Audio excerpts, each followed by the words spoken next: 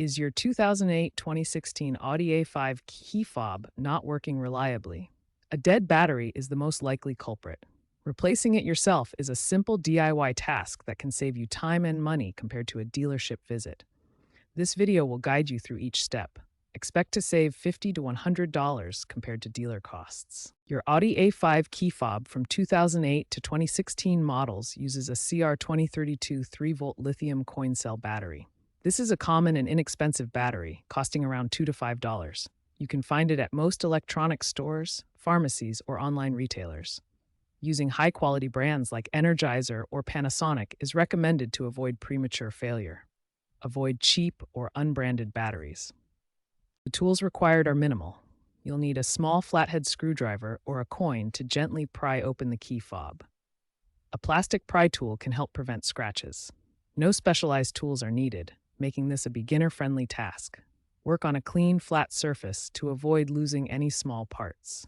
Once the fob is open, carefully remove the old battery. Note the battery's orientation. The positive plus side should be facing up or as indicated inside the fob. Insert the new CR2032 battery with the correct polarity. This is crucial for the fob to function correctly. Some fobs have a rubber gasket that needs careful handling. Make sure it's properly reseated. Snap the key fob back together, ensuring that all the edges align properly. Press firmly until you hear a click, indicating that the fob is securely closed. Test the fob's functions: remote locking, unlocking, panic alarm, and trunk release. If any function doesn't work, double-check the battery polarity and fob closure. While DIY battery replacements are common for 2008 to 2016 Audi A5 models, trends are shifting towards digital keys and smartphone-based access.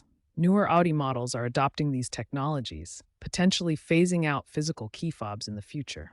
However, for your A5, maintaining the fob with a fresh CR2032 battery remains a cost-effective solution.